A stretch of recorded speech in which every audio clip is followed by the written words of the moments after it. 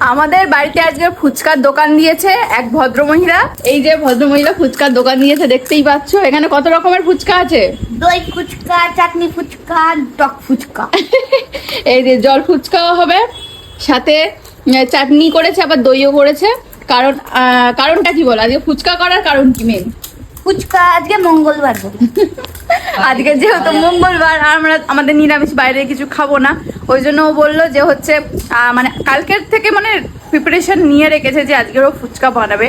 তো ফুচকাটা বানিয়েছে, চলো খেয়ে দেখি। আমার তো দেখে বেশ মানে জল চলে আসছে। এই যে টক জলটা দেখতে পাচ্ছ, হালকাটা পরে ভাজতে হবে। কে কে খাবে চলে আসো। আর এই যে এগুলো কিন্তু বানানো না, এগুলো সেই পাপড় টাইপের হয় না, ওই ঠিক আছে। আর এটা মাম্মামের খাবার রেডি করেছে, ওকে খাওয়াবো, সাইড করে দিই। আমাকে দাও তো এর মধ্যে একটু জল, এটা করবো না, বাটি তো ওই করে দাও। এই যে খাই।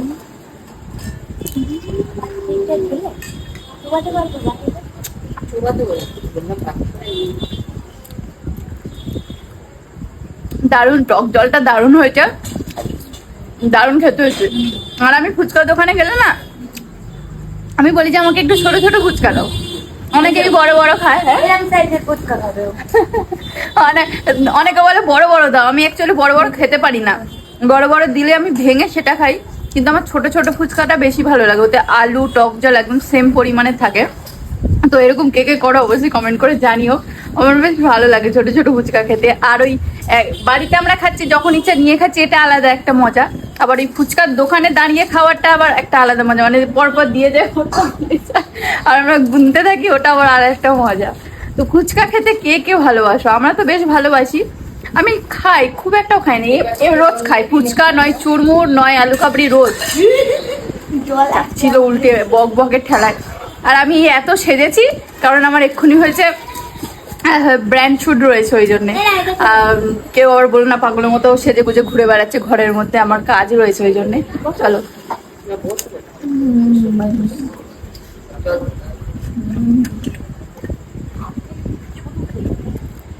তো ফুচকাটা খেয়ে মামামকে খাইয়ে তারপরে আমি ড্রেস করে আবার ভিডিও শুট করতে হবে, এখন অনেক কাজ। টাটা।